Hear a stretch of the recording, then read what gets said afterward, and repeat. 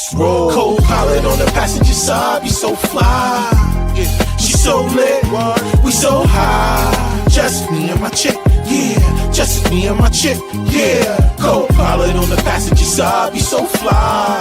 Yeah, she so lit, we so high. Just me and my chick, yeah. Just me and my chick, yeah. She give me a bit of her love. Yo, what up, y'all? Welcome to another one. This is your boy Rob One, and this is Sparking Conversation. And y'all know what I do each and every week. I get up here and I talk to some of the world's most interesting people. And tonight I'm gonna do the same thing. But before we get into that, you know how I do each and every week. I gotta give it up to all the people that download the audio version of this platform, because I tell y'all the real MVPs. When it comes down to doing podcasting or anything such as that, you got to remember this visual part, that's just a bonus. That's just the extra. But really, it's about your audio. And I want y'all to always compare it to like books. Some people out here always think that somebody don't consume things in a certain way, and they really do. If a person could sit down here and read a book for however long it takes for them to get from start to finish, it's the same thing they do with podcasting. So don't think that your podcast don't have a place because it may be a certain length and all these other things, and that you can't take it that serious because of the visual part, right? I want you guys to always understand that if you're going to do something like this, just take it there. Right, take it all the way there, and just remember what the importance of it is. It's about your audio. And then I know, because it's like, yo, Rod, you promoting competition, and it's not. It's not competition. What I'm telling y'all is that it's enough out there for everybody. It's a niche. Everybody has a certain thing that they're into. They got murder mystery podcasts. They got ghost podcasts. They got all kind of different things that people are interested in, and they'll go consume it. But the same person that'll consume a ghost podcast will consume yours too. Like, you just got to remember, a lot of people have a lot of different interests, and if you can spark another person's interest based on what you have to bring to the table, then yeah, man, it's open for you, and you should be able to take advantage of that. So I want all of you guys out there, if you take this serious, you know, it's a link in the description for the RSS feeds, and I want you guys to take it, you know, go click the link, get some more information. You can start for free, or you can distribute the audio version of your podcast, get it out there to the world, everywhere that people download audio versions. I bet.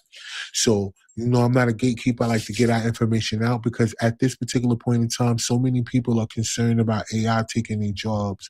But you guys should always understand that it's just open up another avenue. Content is king, right? Content is king. And even down to films and all this other stuff, remember, it's right in people's hands right now. You know, the life and the world of standing in the line for the movie theaters where people are wrapped around a building to go see the new whatever, that's over with, right? So you personally now, you have the access to be right there where everybody is already consuming. So, yo, content is king. So remember that, all right? Let's get to it. All right. So now that I gave them the shout out, y'all know I got to go ahead and give these shameless plugs. Y'all know how I do. To all of y'all that has been pushing play on the new content, Ooblifter Part 20, thank y'all so much. I appreciate y'all. Yes, we have content dropping every other week, brand new. We got the clip loaded, and we're going to keep on pushing and giving y'all that good energy, because we like to let people laugh. We like to make sure that people are enjoying it. So thank y'all to all of you guys that's already pushing play on part 20 of the Ooblifter series. Now, in the spring, y'all know what we doing. We doing the We Don't Wait, We Create networking event and kickback, okay? And this is what we doing. I want all of you guys out there to know that, man, we putting it together so that each and every person out there that's into any of these creative fields, we want to get y'all together with people that's already doing it, not people that's going to get you in a room just to have you in a room and, you know, that's it. Nah, that's not what we doing. We actually literally are putting it together so by the time you leave that room that evening, you should be linked up with somebody that can help push your brand, or that you can collaborate with to keep moving to the next level. That's what we're doing. If you go on my timeline, you already see that we're working. So it's not like even just come in and come check me out. You know that it's something going on. So thank you to everybody that's already RSVP'd. I know it's a few months away, but this is what we do. We want to make sure that the right people are in the building, so we're going to let y'all know early. So thank y'all to everybody already that's been RSVPing, okay? Now, to those of you that may need you a new companion, this is what we doing, y'all. We got a couple of puppies. I know. Hey, listen, these are Staffordshire puppies, and they are ready to go. So if any of you guys are looking, no matter where you are, if you are looking for a new companion, a new pet to gift to a person, or just for you yourself, man, y'all know what to do. Check me out. Hit me in the DMs. I'll connect you with the breeder, and you guys can go from there. And then get you a new companion, man. You know what I'm saying? It's like it's like, yo, why not? You know, it's a lot of people out here who are lonely, so giving them a new companion and giving them something to do, it'll be really amazing. So thank y'all for those of you already that's showing interest in the puppies. All right. So I got a guest tonight. So y'all know before I give my guest, I got to go through my rant. But before I go through my rant, I want to give y'all this Did You Know segment. Because listen, a part of it is this. We all are separated by the dumbest thing out here. Y'all know ICE out here running through the streets and all that other stuff. And you know how people are feeling. They're up in their feelings about the way that things are going. Although they said that they were going to do this before they did it. And people are still upset at what's going on. And I get it, you know. They're regular everyday citizens being affected by this and, you know, all of that. And then when it's supposed to be about getting out, you know, the worst of the worst that was let over here during the last administration and all these other things. But, you know, on the platform, I try to help other people see it from a perspective of saying like, yo, listen, y'all, no matter which side that you guys are choosing, it's still the sides on their end that they're working together. And if you don't think they are, I don't know why. I don't know what makes us think that really is a separation out here. Like it's really a Democrat and Republican Party, the people that don't like each other. Listen, in the background, they all working together. And I know for some reason it looks like for me, let's just take me for example. I'm up here on my platform and I talk about these things sometimes because it's not a political platform. You know, we talk about life. And at the end of the day, I want to spark conversation. That's the reason why the platform is there. So people could take whatever they want to feel about my commentary. It'll still spark a conversation. Although, you know, I get so many negative responses when I talk about these things because for some reason people think racism and racist and race stuff is the most important part about people. Before you understand that, you know, when these people are in these certain positions, do y'all really think they care about what color we are down here on this end, man? Y'all really think that? Like at the end of the day, that don't really have nothing to do with it. It's we, you know, we don't get to choose who we gonna be before we get down here. So the fact that we still run around here being divided by the way we look is ridiculous to me because at the end of the day, while we are divided by that, the people that look alike and don't look alike, guess what they doing? They getting together and they doing things to us and using these things and sliding things in the background. And I told y'all that before. Like every time something happens and they bring up a new law, or they bring something up and they get everybody on one thing, and then when you think you getting justice for that or you getting something for that, in the fine print, they slide in what they really want to slide in. Because we as a group of people, we for some reason we don't demand that they should be single bills. No, we allow them to just compound a bunch of things in one, and they use one thing as the main objective, and then they slide their own personal agendas up under it. It's been happening since the beginning, and now I got this video I want to show y'all because y'all think that they really ain't gonna work together to put us in a position where they know each and everything that everybody out here is doing. And I think about that. Not this ain't broke. This ain't broke people that are doing it. These are people who got all the money already. So the fact that these people already have this, and at this end of this day, they just still want to know everything that's going on down here with us, will let y'all know that the power lies down here with us. But for some reason, we so separated that we can't see that. And because of that, we're allowing little things like this to happen. So I'm going to share my screen. Because a lot of times, you know, I want y'all, it's a little, this video is a little long. It's a little 2 minutes and some change. But I want to show it the whole thing because, yo, I want y'all to get the point. Because at the end of the day, I don't want you to think it's just me up here talking shit. Because I know it can seem that way. But that ain't the vibe. Right? So listen, let me share my screen real quick. We're going to get to it. Right? Hold on for a second. Hold on for a second. We're going through this the right way because I got to give it to you all, man. Word. Let's go. under Biden in 2021, Congress. Now, did you know under Biden in 2021, Congress passed the Infrastructure and Investment Jobs Act? Buried in Section 24220, it mandates advanced impaired driving prevention technology as standard equipment in all new vehicles. In other words, sensors in new cars tracking everything that you do. Cameras tracking your eye patterns, making sure you're not distracted, drowsy, or looking away. Sensors in the cabin literally testing your breath and making sure you don't have a blood alcohol content, as well as your steering wheel or sometimes your push to start button will have the same type of sensor. And if it senses any of these things, it can force your car into a mandatory shutdown, forcing you to pull over with no appeal, and you can't turn your car back on. And the worst part, it's already being implemented into cars being sold today for drowsiness and distractions, such as Subaru, Hyundai, Volvo, GM, and a bunch more. And yesterday, Representative Thomas Massey tried to cancel this entire bill to prevent it from even happening. But of course, almost every single Democrat voted for it, and 57 Republicans also voted for it. So that says a lot.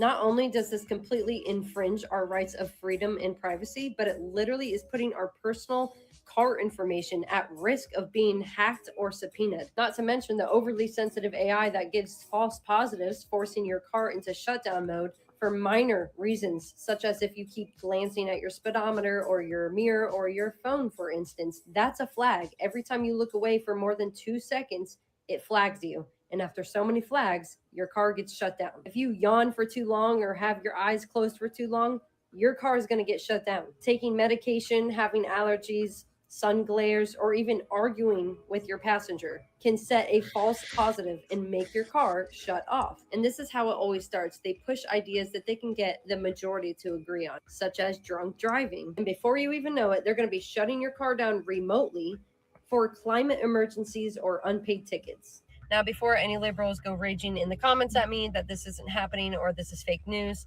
it is happening and it's already being implemented. The only thing that isn't implemented yet is the blood alcohol sensors, and they're still working on that. That's why it hasn't been released yet, simply due to the fact that they're still working on policy and technology. But they do have the distraction and drowsiness sensors, so it's just a matter of time. 57 Republicans voted for this bill, though. Isn't that crazy? That's how many rhinos we have in Congress right now. There's no wonder we have so much corruption. They want to take our freedoms away. Okay, so y'all know what to do, man. However y'all feel about that clip or whatever, whether you believe it, whether you don't, you know what I'm saying? I went and looked up the bill and it's definitely in there. So for y'all, if y'all want to, you know what to do. Leave the comments and we could talk about it, because at the end of the day, I want y'all to know, man, it is only made to seem like it's a difference and it's separate, and it's really not. Because again, you know, we will figure it out at some point. Let's just not figure it out when it's too late. You know what I mean? Let's not do that. Let's figure out how to take control of your situation like now, which is really what's going on in our society too right now, because everybody's so afraid of things. But it's just a mindset that you have to have in order for you to navigate what's really going on, and which is so great because my guest that I have tonight, you know, just, you know, talking to her in the background before, you know, I'm even going to bring her on, man. I'm just saying, I feel like for all of y'all that's watching tonight and all of y'all that's going to watch the playback, you're going to get a lot out of this conversation today. You know why? Because there's so many people out here who use excuses as reasons.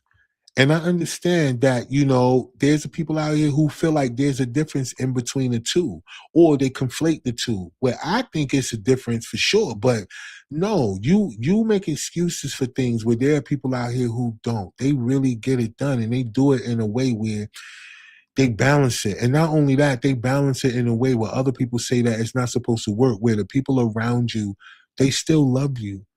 And they not only do they love you, they cherish you in the fact that you actually were a person that put in this particular type of work. When you had to be the leader, when you had to be a owner, right? You know what they say about that. You know, all the hours that it take for you to really build your empire or to build what you're trying to build and all these different things. And people around you start to feel neglect, or this person don't this and that person don't appreciate that. And they go over there. But That's not the case all the time. And there's a bunch of people out here who's been able to balance just that and been able to maintain a life just like that. And I think that tonight's conversation is going to be one of those that should inspire each and every person, especially women. And I get it. There are not a lot of things out here motivating men. I understand that. But sometimes, guys, we got to put our ego and pride aside to understand what motivation is. Motivation is not agenda.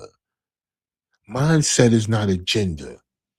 What you got to do is pick up on energy. What we need to understand is where that energy come from a person that says that I'm going to make it happen regardless. That's what we need to hone in on. We don't need to hone in on all that extra stuff that they use already for separation. It's not what it's about, y'all. So look, I'm going to bring my guest up, man, so we could politic real quick because, like I said, I think this conversation is going to be amazing, and I think that each and every one of y'all are going to get something out of this tonight. So let's do this, y'all.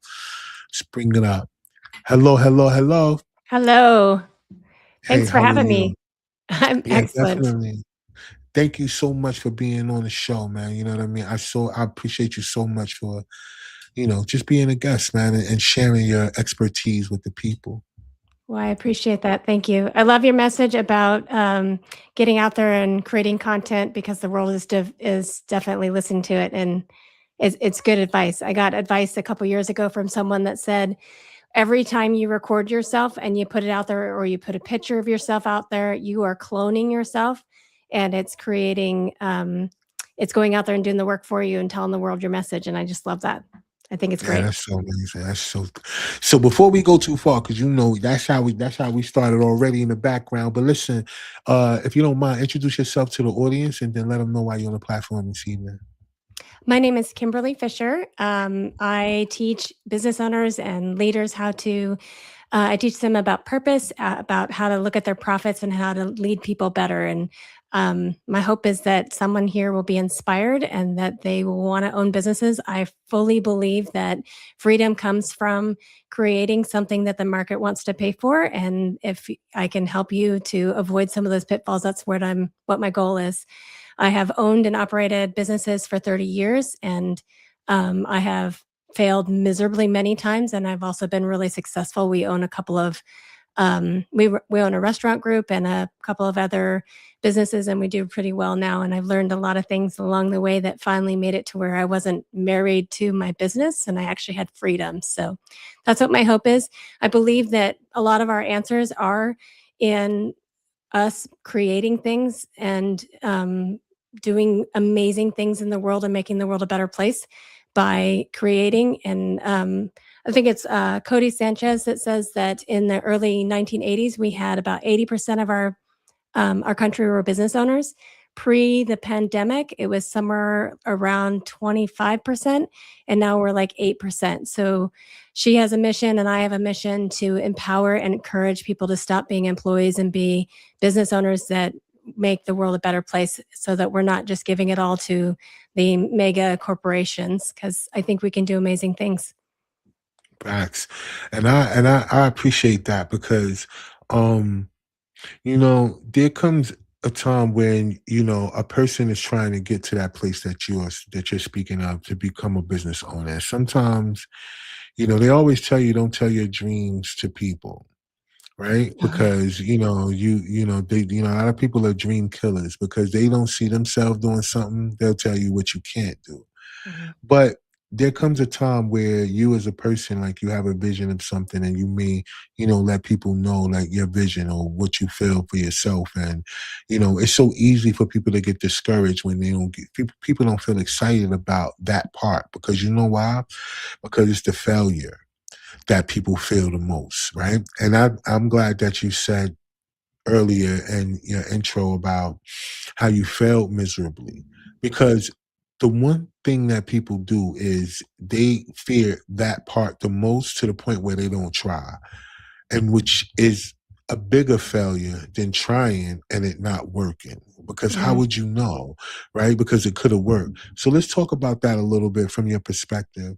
um in the failings, what were the things that you had to actually overcome for you personally in dealing with the failings that caused you to keep going? where other people would fail at something and they would stop and say, this is not for them. Right.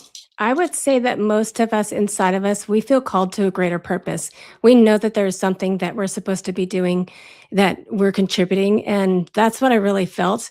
Um, my backstory, I was kicked out of my home when I was 11 years old, and I lived in group homes and foster care. I ended up in a shelter for a period of time, and then I sort of couch surfed and I've lived in abandoned houses until I was about 16 when I convinced somebody to let them rent an apartment from them. And I turned it into a co-living house by bringing some of my friends in and renting space to them, which is interesting.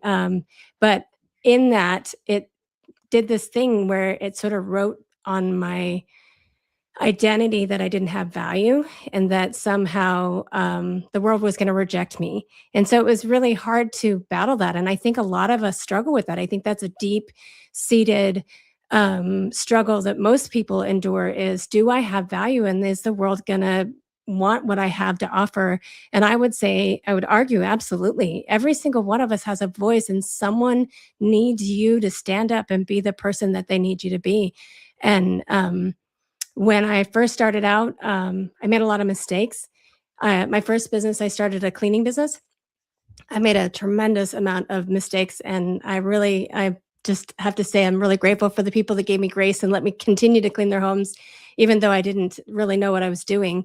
And I created so much freedom for myself in that business that I could set my own hours, I could make my own money, and it's really good money for somebody that doesn't have any kind of an education. And I loved it so much, I started teaching other people how to do it because I was like, "This is fantastic." I got my best friend into it, and she says to me today, she says, "You ruined me," because she can't go back to working for someone else because she likes the idea of being able to set her own schedule and all of the things. And in that, we were, we wanted to. I wanted to build more, and so I ended up getting employees. At one point, we purchased an answering service, and anyway, we got embezzled from, and I had poor choices with staff that I hired that were stealing from my customers, and it became like this really crazy, awful time for us. But I learned a lot in that, and not every employee is going to be that way. But there are warning signs and there are red flags that if you're not paying attention, you're going to ignore them. And so I learned a ton from that. I learned that it's really important to hire slow and fire fast.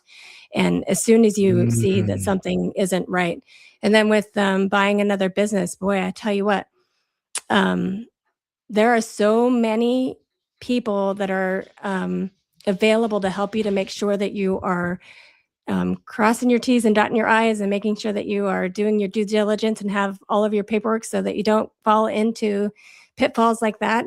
But we were just, chasing after the shiny object and thinking, this is going to be great.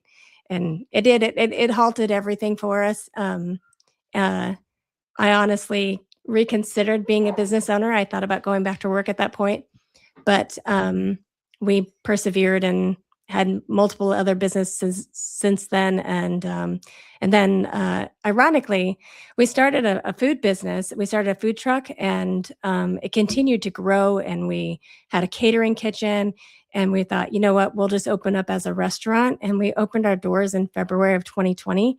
And for some reason, by the grace of God, we grew through the pandemic while I watched my fellow business owners that owned restaurants just crumble and shut the doors. There's one that was my favorite restaurant since I was a kid. So and we learned a lot from that whole experience too. So Yeah. So, wow. So that was a that lot. was a So lot. yeah. Sorry. So no. It's good because even with going back to your childhood, that was important because trauma, right? Uh, all the things that people go through that cause them to revert to other things. Business doesn't necessarily go along with things that most of us had to go through that still with trauma and childhood, right? So the fact that you had to endure from 11 years old up until where you are now, and all the things that you've gone through in those time frame in order for you to be who you are now, that takes a lot of mental gymnastics. It had to be, because, self-worth is something that we don't learn, and we don't learn till later on, because it's something that somebody should have taught us as kids, right? Or like the way that we're raised would raise us in a way to say that we're valued, that we're loved. But a lot of us, unfortunately, weren't raised that way. And then do certain things, we may have found love, and then do certain things we didn't. But the mindset to not go around more negative, but to face obstacles that you fail at, but keep trying when other people have gave up on you, like, yo, that's some fighting right there. That's almost like Rocky, right? That's Yeah. almost like Rocky in the 8th round, right? Thank you. Like That the feels like way a you have to compliment. fight back. Yeah, You because do the way have you to have fight to back, fight though. back. Yeah, you really do have to fight. No, I agree. I think it's how the lens that you look through things at, because the world is it's a sad place. And if you spend enough time looking for sad things, you're going to find lots of them. But if you spend time instead looking at the how things are good and what is good in the world, I look at like, for instance, being kicked out of my house. I look at it as it was a gift, because the people in that house were addicts, and I would have grown up in that environment. And so I'm grateful that I Oh, wasn't. And I never, I mean, I was, there were struggles, lots of struggles, but I had so many adults that came alongside me and said, you know, you were dealt a pretty rough hand, and I want to minister to you. I want to be somebody that pours into your life and helps you to become the adult that you're meant to be. And for a long time, I was sad about the situation that I was in, but at some point, you have to just decide: am I going to allow this to be something that paralyzes me for the rest of my life, or am I going to use it for something good? And that's what I decided. I just decided that everything that happened to me, it happened for a purpose, and I'm going to use it for good. And I'm going to reach behind. There's this saying. I think it was Christine Campbell that said it. She said that we sell ourselves a great lie, that leaders are supposed to be people that have never been through the desert themselves. And the truth is that a good leader is somebody that has been through the desert and turns around and reaches back and helps the next person through. And that's the purpose of exactly. life, right? That's the reason we're Yeah. here, is to help the next person through. And that's my hope and my desire, is to make life better for everyone else, because I can see how my life has been such a blessing. But yeah, and that's why I said it's the mentality, right? It's the mindset of understanding that, you know, you are living in a purpose and not so much in just circumstances, right? Because, like you said, it was a time when you were sad, like all of us, when we are going through it. You can't see that it's part of your purpose. All you can see is that you're going through something that you don't want to, right? That you don't feel like you should be. And, and there's a lot of questions why, you know what I mean, that comes up that you can't get direct answers from, right? But in order to turn that into triumph, though, that's that switch where people go either left or right. Now, there's no in between for that, right? Yeah. Because some people do experience different things themselves, right? But they still find their way back on the right path, where there's people who veer off a little bit and they're completely off, right? And they're gone. And so there's only those two ways. So in order for you to make it from what you went through from 11 up until you actually owning multiple businesses and having people under you and all of these different things, to be that, and then being a mom, and then all of these other things, like the mindset. And that's what I feel like I want a lot of people to take from our conversation today. It's like, listen, although you may look at a person and think they got it all, but you don't have no idea what they've been through in order to be who they are. right? Because you're not walking around with the 11-year-old you on your shoulders or on your back, like people to see, like, yo, yeah, I'm CEO or boss this, but you don't know what I had to go through to be this person. Right? Right. You're not wearing that. So people don't see that when they see you. They just judging you for where you are and probably for what y'all have and to what it may seem like, but they don't understand what you had to go through to be this person that you are. So your businesses, let's talk a little bit about that. Um, I know you said a food truck and then that became successful. You had a call center one time that gave you a bunch of headaches.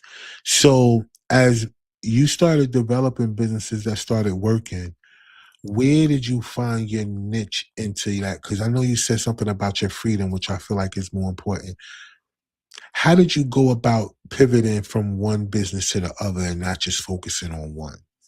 So Because some typically of these what would people happen tell me I'm crazy. typically what would happen is we would own and operate a business, and then it, for whatever reason, we would fail. Or for instance, we did energy ratings for residential and commercial properties here in the state of Alaska for a period of time, and it was subsidized by the state because we had extra funding from the oil revenue.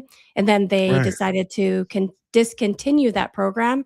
And so we were looking at, should we pivot? Should we go into home inspections, or what should we do? And that's when my husband said, because I got to tell you.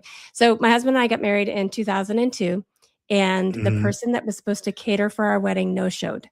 And it created like this crazy drama that was my wedding party. We had scheduled 2 hours between the wedding and the reception. So I didn't know this was going on.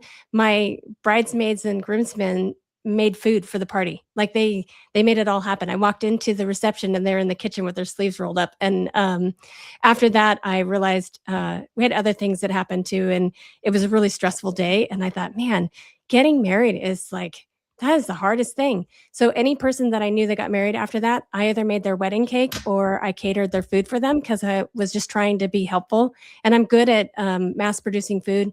So that was something that was really easy for me. And in 2016, my husband was helping me do this wedding. It was for 350 people, somebody I didn't really know. And he looked at me and he goes, "Why are we not getting paid for this?" And I said, "I don't know." And he's like, "We should start a business." And that's why we started the food truck. So, and you're right. When I started all of this, I thought to myself, I want freedom. I was a waitress for a long time. I was sick and tired of the customers that I was dealing with. I actually got into a fight with my cook, and my boss fired me because he needed the cook more than me. And yeah, Wow. I didn't want to be on somebody else's time anymore. I wanted to be able to create the life that I wanted. But all the businesses that I had before, they really were, um, they I was the reason why they existed. And it was this, when we started the restaurant, I started seeking out mentors. I joined a mentorship program. I got as much advice as I possibly could. I read a lot of books, and I realized that if I'm the one that does everything, I'll never gain freedom. And so Facts. that was my mindset shift. And also, that negative brain, there's a guy called Dr. Joe Dispenza. I listened to an app, Yeah. it's called, Pep Talk. You heard of I him? like that's my He guy. and he Yeah, I like him. I love him, and he has this thing, Yeah. I call it the thought loop, of what he was describing, but just how Mm. your thoughts, dictate your behaviors, which drive your beliefs and your experiences, which drives your Mhm. emotions, which causes your thoughts. And what was significant to me in that is that my emotions are what drive my thoughts, which means my brain is making chemicals to create emotions, which is driving my thoughts. So my thoughts are really not mine. They don't belong to me. And I can actually control my thoughts. And that was the first time I'd ever heard that. Mm. And I realized that's it. I'm going to change. I don't want to be this person anymore. And so that's when we Yo. started to develop systems, and I developed SOPs. I started developing my leadership team so that they could be the rock stars that they are. I started trusting in them, and then finally now I have freedom. I'm gone sometimes 2 weeks a month, and I don't have to go into work. I have two restaurants that run on their own, and I'm super grateful for that. And Yeah, I just I can't agree enough. Everything you're saying, it's 100% right. It's I love it. And that's the thing because man, sometimes you just don't know because you could feel like an outcast in this particular thought process, right? Or mindset, right? Because you want the people around you to understand it too, as well as get it from their perspective. Like, not trying to make a person be like you, but just if a person want to be around you to understand you, right? Mhm. Because for most of us that have this thing to create, because we're creating, right? Because even with cooking, you have to create because it's a thought in your head that you got to go. Because even with seasonings and measurements, who really measures seasoning? Like You can do that with your heart. it's like, you know what I mean? Yeah. It's you cooking from heart, from love, right? So like there's no such thing as that, right? When it comes down to it. So even with that, it's a thing where it's a vibe, it's a feeling. And not very few people can understand that about a person that because if they can't relate to it. So that's why I wanted to make it very important about the mindset because you're right. Like, listen, you can go all day making somebody else's dream come true. And if you find value in that, that's cool. Or you could trade time for money if you feel like that gives you more of a security blanket. But then there's some of us that just want to work towards freedom. And with that comes, being creative. Like really being what God has called you to be. And for a lot of people, that's a scary feeling for them because it's almost like that analogy that they use about the parachute, right? Like you really don't know if your parachute work if you don't jump, It's true. right? And so when it comes down to people, they fear to jump. Mhm. So what they rather do is tell you to wear the parachute, but then they don't want you to jump. So it's weird, right? But so that's why it's like the mindset that you got to have as a person to say to yourself, like, yo, no matter what I've gone through, I'm going to continue to move this way because this is where I find purpose. And in your purpose, you can find freedom. And you said something that was really important about, yo, if I'm doing everything, then I'm never going to have the freedom. Mhm. It's true. It, it's not. I've been literally calling out things that I need going forward with these things that I've been doing, and literally it's been coming. The power of the tongue is very important. Power of manifestation in what you speak into the atmosphere is important when you're in tune and when you're in tune to the right energy and the right frequency. Would you agree or disagree with that? It is a certain energy that you have to be connected to in order for you to overcome the fear of failing.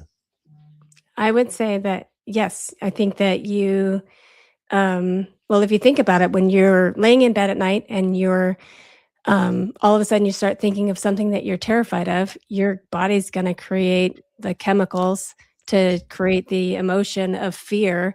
And you can see fear on people's body. You can see anger on them. They're giving off an energy for sure. I would agree with that. And there's one of my mentors, Pace Morby. He said to me, he said, we vibrate differently. And people that vibrate Mm, differently, they're attracted to each other.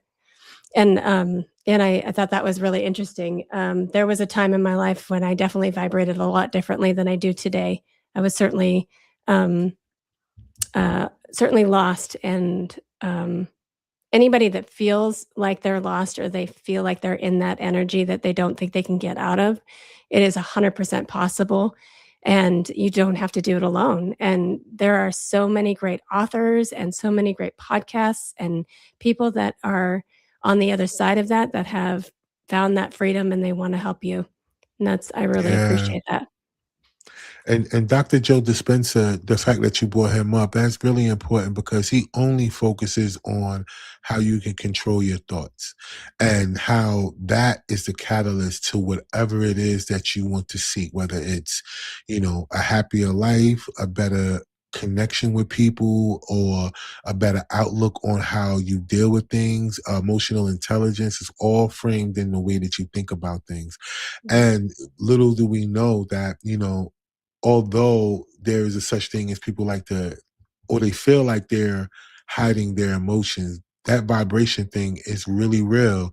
You vibrate a certain energy. And if a person is on the opposite frequency of that, they can feel that vibration because it's a tug, right? Yeah. It's a tug because your vibration is high and their vibration may be at a low or a medium. And you can feel that tug because your energy or your vibration, like you said earlier, is seeking to match that because your mind is there. Like, you have to really think these things. Like you said, the lens that you look out of, you have to see the glass half full, right? There is that whole, is it half full, half empty? And it's only based on the way you look at it, right? Both can be right at the same time. But what would you rather see? Would you rather see it half full, or would you rather look at it as a negative? It's all up to you. But the fact is there for you to see. So that's why I said I appreciate that, because for the most part, um, energy and vibration is real. What you put out in the atmosphere do come back. And fear is one of the biggest dream killers in the world, outside of, maybe validation and stuff like that. But fear is one of the number one dream killers in the world. And the fact that you guys have overcome fear and failure together, yo, that's a winning formula, because all of us can do it. Would you tell people more about the idea of seeking mentorship? Because I think that's important too. We don't know it all. So what put you in that mindset? I would yes. So I think that it sometimes, I think one of the fears that I had to overcome myself was asking for help, and I didn't want to look stupid. And so joining mentorships, plus also there seems like there's a million opportunities to join a mentorship program out there. And sometimes people can be afraid of, is it going to be worth it? But I honestly think that everything is worth it if you invest, your heart and soul into it, or you just try to learn something from it. There's books that I read and I will feel like, maybe one or two things I agreed with them, but I like the phrase that says, "Eat the meat and leave the bones." So I take what I appreciated from it and leave the rest. But a mentorship, I would say, is like somebody reaching their hand down and giving you like a skip above several ladders, so that you can avoid a lot of the pitfalls and the experiences that you don't necessarily need to go through. It's like a cheat code, is what it is. You talk about the vibration. You get to hang out and be rubbing elbows with somebody that's at a higher level than you are, and that's going to rub off on you. It's so they're just I just really, really appreciate that. Um, and they tell you to get in the rooms with the people that you want to be like. I think you said it earlier, your friends and your family, as lovely and as wonderful as they are and as supportive as you hope that they would be, they are not able to support or encourage you sometimes. And so they do pull you back down. And most of the time it's because they're looking through their own lens of their own life and they don't Mm, believe that they can do it. And I remember somebody telling me, you're going to regret opening that food truck. And I just I look back and I go, I don't think I regretted it. It was actually a really it was a great time in our life. I wouldn't start a food truck now, but I'm a different person today than I was 20 years ago, or right. 10 years ago. And but it was an excellent experience. It taught us a lot, and I think that it's a great way to get started as a food business, especially because with all the regulations, you have to have a certified kitchen and all kinds of stuff, and you can just have your kitchen in your driveway plugged in. That's true. And the fact that, you have a passion for something, because it's not just something because it's a money grab, right? Mhm. Because that gets people burnt out too if they say, "Oh, I just want to do this because I heard it could make money," and Yeah. then they get in it and they found out that they be breaking even for the first 6 months. Then it's like it's no money, right? And then they out of it because they don't have a passion for what they're doing. And I think that's the ultimate dream killer too, is the reward from people's dreams and visions. I think people expect that monetarily is the way that you can tell if your visions or goals or dreams are successful. And some people don't understand that it's in the work that's going to make you successful. It's almost like watering the plants. Like, so many people think about the opposite, right? Like a carrot. A carrot grows underground. Like, a person has to water a carrot and really leave it alone, because what you see that is supposed to be of the carrot for a really long time, it's going to look like ain't nothing going on but these two little green little leaves sticking out the ground. But the whole time it's growing and developing underground, out the way, not in the front, not where everybody can see you.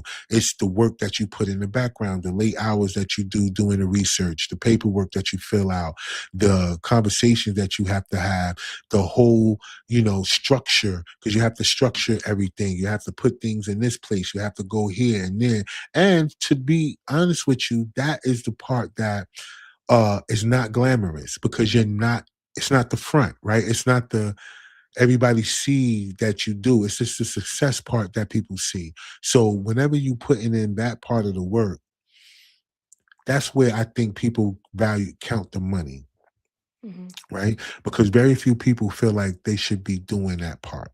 They feel like they only should be doing the part that is the actual thing, whether it's basketball. Like, people feel like they should be automatically out there in the NBA, not knowing that you gotta first develop in your neighborhood on the basketball court, right? But people want to skip college, skip and go straight to the NBA. Right? That's what they want to do, because their dream is to be in the NBA. Their dream, they didn't see the road to their dream. They just saw their dream. And so the fact that you became a business owner, you saw that, yo, I can be successful as a business owner. You just had to take that route to get into the business that was successful, and you didn't give up. So let's talk a little bit about that, because you have a family. And how was it dealing with the balance of being a mom and a business owner at the same time? Let's talk about that. Yeah. Yeah, sometimes I think, that if I hadn't, I made my kids work with me. I actually have pictures of our youngest daughter at 4 years old vacuuming one of my clients' houses, because I took them to work as early as I could. I felt like that was good for them, built a lot of skills in them. But I do sometimes think now that, man, I made them work with me all through their lives, and I it's a hard thing to separate being mom and your boss. So as they become Mhm. adults, my youngest son was the last one to work for me, and he just left the business, and I'm really proud of him. He's doing his own thing, and I kept trying to push him out for a while, but it's too comfortable. We take really good care of our employees, and so Mhm. we keep them for a long time, and so he's one of them that stayed for a long time. But I was like, the problem is that your uh, there's no line between boss and mom, and so we would have arguments that my employees would never have. So it was quite interesting. But that's basically what we did. Is I kind of felt like, we're doing life. We're not doing business and having a family. We're just doing life, and life is we all help each other out, and we all work together, and we're all building to make sure that we, can buy groceries and things like that. So I think it's really important to bring your kids with. That way, you don't. This idea today, that people talk about having work-life balance. I didn't have that understanding growing up, because I had to work. I worked all the time to be able to provide for myself, and I just always felt like, um, I don't want enough. I want freedom. And to me, that means it's gonna be a little bit harder work to get there, and I'm willing to put in that time, because I know eventually you're gonna push that boulder up that hill for so long, and eventually you're gonna get to the top of the hill, and it's gonna come down the other side. And, Mhm. Alex Hormozy says that all you have to do is be that 1% that keeps going, because eventually it becomes something, and you're going to beat 99% of the people in the world. And that's what I think is really what it is the reason why we survived as a restaurant and we thrived is we looked around and we went, what else can we do? What else can we do? How can we pivot? What else can we make? Can my husband dragged a barbecue to the end of the street? We threw a bunch of picnic tables out in the parking lot, and we sold barbecue. And that was so, um, 6 years ago, and I still get people that will ask me if we're ever gonna do street side barbecue again. I'm like, no, that was just to help Wow. us pay the rent. But, Right. but it Wow. was, it's just how that's what you do. You pivot, you do as much as you can, you roll up your sleeves. And the whole time my kids were there with me, and because we're doing life together. And so, yeah, That's that's what I would say. important. No, that's important because man, you're saying so much stuff that's why, man, I say the same thing about, the freedom and the creation and the creativeness I do so I can have my child with me. I don't have to worry about whether they can or cannot be somewhere. And this is the reason why I do. I say this stuff all the time. So as I said earlier, I knew this conversation was going to be amazing because there's so much confirmation for me in this conversation today because these are all things that I say. Like if there's people watching today that actually know me, they will know that a lot of things that you're saying tonight are things that I say. So they can know that it's an energy and it's a spirit. It's not just me personally just Mhm. saying things. It's like a real thing. Like, yo, we looking for freedom. And in that freedom is doing what you love to do. And in that, the money comes. You just Mhm. got to be willing to put in the work and not Mhm. look for the money, but put in the work, the money going to come. And I really, really feel that wholeheartedly. And not only that, there's pieces to your puzzle, right? Because you said one thing, you said you treat your employees good, but man, every employee ain't good to treat. So the That's true. fact that you had good employees, you got to be able to take care of people that are good to you. And I do that too. With my people that come on set, I do extra things. And people are like, well, why you do this? And why? Because they didn't do it. I don't need them to do everything for me. Long as they do the things that I need them to do, then yeah, I'm going to make sure that I look out for them. And regardless, they don't have to do everything I need them to do. Long as they doing what they supposed to do when I need them, I'm going to make sure I look out. And that's the difference. So thank you for saying that, man, because I tell you, it's always good to hear the fact that you're not the only one with this particular mindset. So Yeah, that's important. And I it like is. what you said about doing life. Not the work-life balance thing is a thing that people use as a separation mechanism again. And I Right. like how you said we do life. We don't do work-life balance. We do life together. And Mhm. that's amazing. I like that. Yeah, if we lived on a farm, we'd be working all the time and doing life as a family. And, work is just, it's no different. And yeah, it's just, you just have to do what you love. And I mean, not necessarily do what you love, just do something that you're called to do and do it well. Whenever somebody says that life isn't fair, especially my kids, they would say, well, it's not fair. I'd say, you're right. Life isn't fair. That's why we got to work harder. If you do an audit of your time, and you were to say to yourself, okay, so I need probably 7 hours of sleep a night. And then if I work 8 hours, that leaves me an extra 9 hours a day. What am I doing with that 9 hours? And they say you pay for your life with your 9 to 5, but you build your future in your 5 to 9. And so Mm. today I heard somebody say something. He said, every day get up and do something to give yourself a raise. And I thought, that's really good advice. That's Do something to great give advice. yourself a raise. That's great advice. You know what? And that's what everything you do, because every little step you take gonna get closer to that raise. I mean, every post you make, every piece of content you create, every advertisement that you move around. I mean, every single thing is that step closer. And Yeah. it's crazy because look, I got a comment here.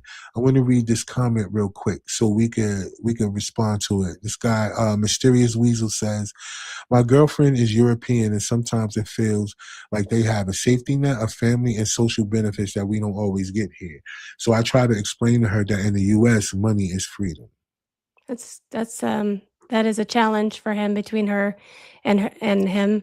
I would argue, if you look into it, some of those people have to come here to get treatment and stuff because they have systems, and when they're free, it's not always the best. So, and there's a reason why people want to come to the US, because it is freedom. You get an opportunity to decide what your life is going to be. And just because you're born into this family doesn't mean that you have to stay in that place. And that's where, when, growing up in the environment that I was in the choices that the adults were making. It didn't necessarily have to become my future. I could decide something different. And that's what I really appreciate about being in the US. It is nice to have the safety net, but if you think about it, if you have a safety net, then you often don't push as hard.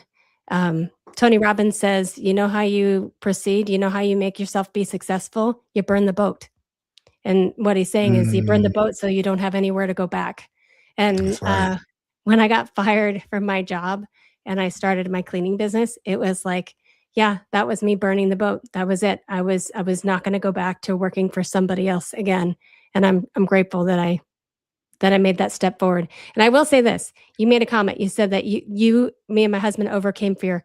We absolutely 100% have not. We just do it anyway. That's all. We're still afraid. I'm terrified. I have nights of insomnia, and I'm always problem solving and thinking, how can this be better? What can we do so that this is better? I just do it anyway, even though I'm afraid. It's that one foot in front of the other. I think that's basically it though, right? Because one might argue that is overcoming fear, right? Because then there's that person that does what you said that you do at night, and when they get up in the morning, they won't try it. Right. There's You know what I mean? So there's a few seconds between I say I'm going to do it, and then I hesitate, and that hesitation it's deadly. It'll kill any dream. right. Tony Robbins talks about how he gets into his cold plunge, and I cold plunge, and I'm in Alaska, and I have talked myself into it. But he cold plunges, and he said he gets all the way in, all the way under his head, because he said, I tell my brain what we're going to do. I train my brain to listen to me. And I thought that was really cool. May 17th, almost 2 years ago, my husband got up. He turned 50 years old, and he said, you know what? I think I'm going to go to the gym every day for 90 days. He'd been listening to some podcasts and people talking about 90 days. And so he thought, you know what? I'm going to do it. I'm going to go to the gym for 90 days. And he ended up liking it so much. He works out every day. It doesn't matter if he has a 5 a.m. flight or whatnot. He gets up and he works out for half an hour at least. And after 365 days, I watched him do that. And I was recording him. We did a little 1 year recording of, so what did you learn? What has changed over the year? And I was listening to him, and I thought, I think I could do it too. And so May 17th was my first day. I think I'm at day 260 or something right now. But there was a point, and it's interesting, when at first you don't want to do it, and you have to force yourself to do it. You're like, I got to get up and I got to go. And then there's this switch that happens at some point after multiple days of going every single day, where your brain just goes, this is who I am now. And I think it's really cool, because watching him do it, it was like I was borrowing belief from him, because I could see him be so confident. And then all of a sudden I was like, I think I could do it too. And then after doing it for multiple days in a row, probably took me about 3 months too. This is who I am now. So every day I have an 8-day schedule that I follow. So it's really easy. So I don't have to make decisions. But every morning I wake up and I go, okay, today I'm going to do this. Today I'm going to do that. And it makes it really easy. But the cool thing about it is when you start doing those things, it's something simple like going and exercising every day, even if it's just to go for a walk for 10 minutes every single day, you're telling your brain to listen to you. You're telling your brain, I'm doing this, you're coming with. I tell my staff, this is a silly thing, but on my way to work, I smile and I say, today's going to be a great day. And my brain makes chemicals to make me happy so that today's going to be a great day. So I can train my brain to do what I want it to do. And that exercise every day has taught my brain that it listens to me, but it also is teaching me that I can be trusted, because I show up for me. I make promises to myself and I keep them. And I think I'm probably never going to ever stop working out, because I just like being this person now. Listen, oh man, yeah. Listen, Anyway, you hitting all the nails. Listen, it's a lifestyle.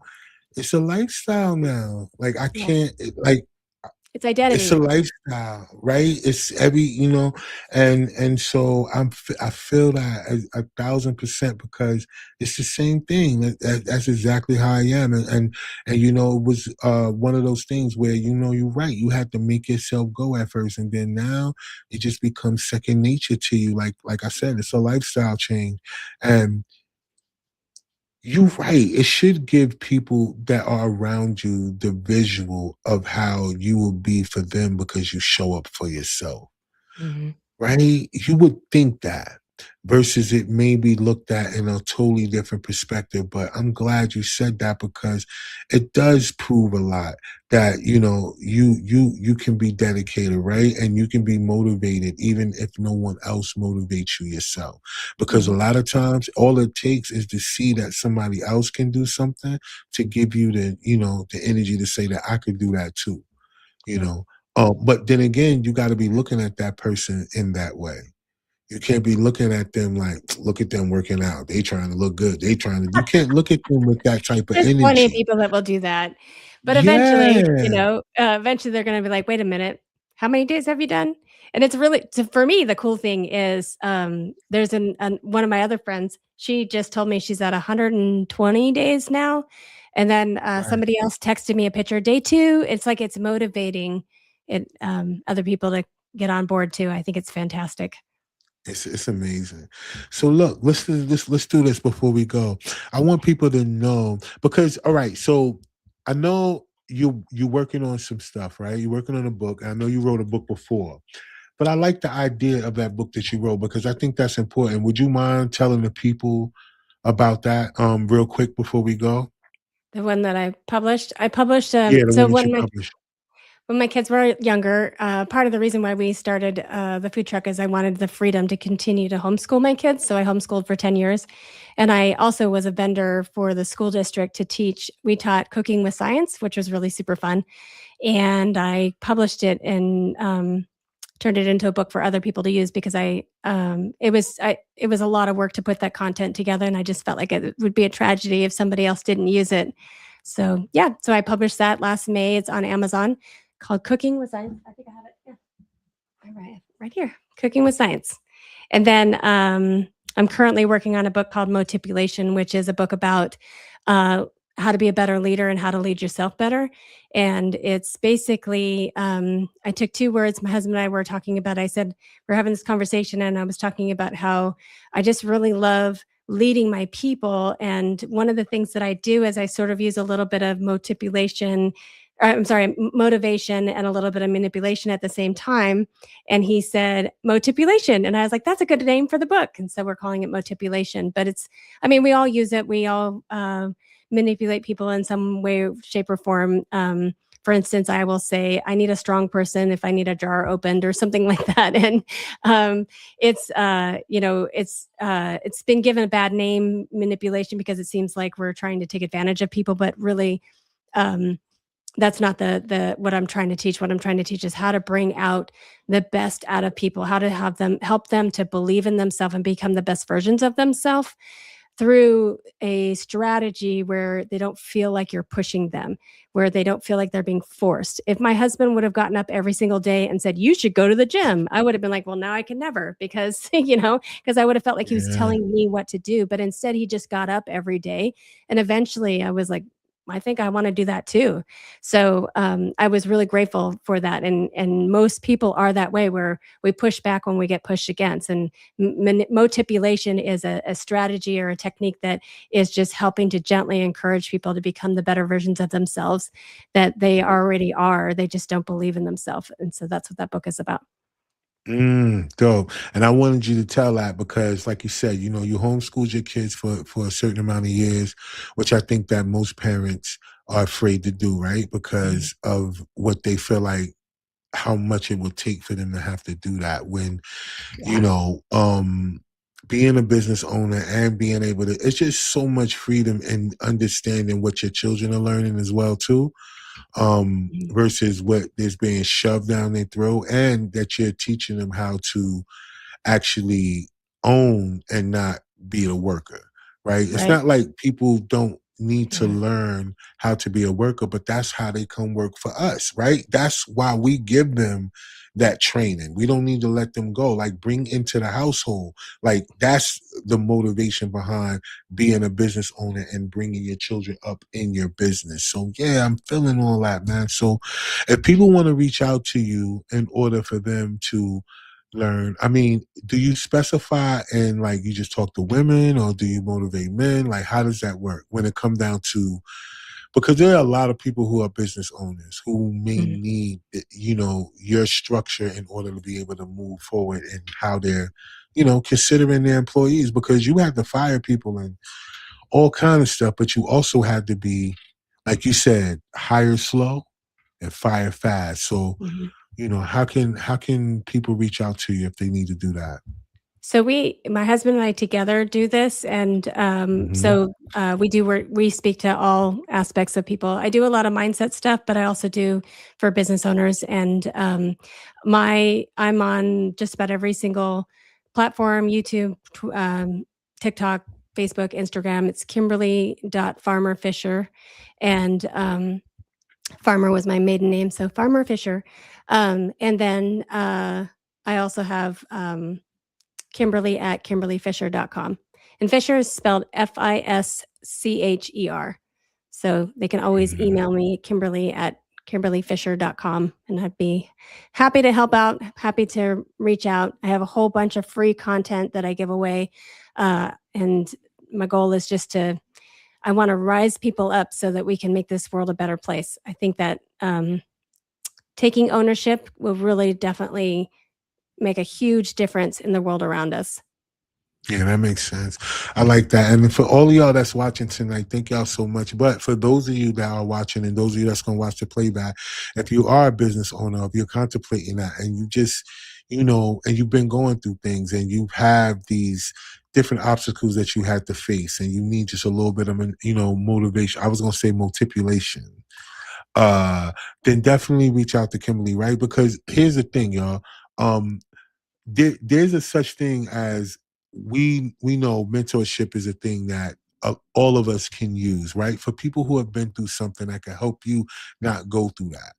But then there's a time where you need to be able to talk to people in where you are that can help you go through that too as well, because they've been through it, right? Not every mentor you get going has been through what you had to go through in order to get where you are. But there are people who you can talk to that have been through trauma and overcame it. And I think Mhm. that's what made Kimberly so important to your conversation as an owner, as a business owner, as an entrepreneur. It's because, mentally everybody has something that they had to deal with, you Mhm. and me included. It's just what you choose and which lens you choose to look out of. I think all of us need that, right? Yeah. To figure out what lens, y'all, when y'all go to a photographer, he got to figure out the right lens to use to capture the right look for you. And I think we all got to realize that, because the better the lens that we look out of, the better the picture. Oh, that's so, That's yikes. good. That was really good. I Yeah. like that. So look, I need all of you guys out here that was watching, man. Please, man, y'all keep supporting the channel. Y'all know that each and every week I'm gonna have some of the world's most interesting people up here that we can conversate with. And those of you out there that have watched tonight and you are business owners and you are a mom or you are a person that's going through different things and you want that freedom, I'm telling you, reach out to Kimberly, get some of the information she has. And for those of you guys out there that are that cooking with science, and I like that because she actually is cooking too as well. So you guys gotta, and this is a great way to bond, like through food and through cooking with your children. For those of you guys that may look for different ways to build a closer relationship with your children, cooking is always a way for you to use that as a means of bonding. So definitely check her out. All right. So until next week, y'all know what to do. Stay fly out there. And remember, if you don't believe in yourself, nobody else will. And I'll see you guys next week. Peace.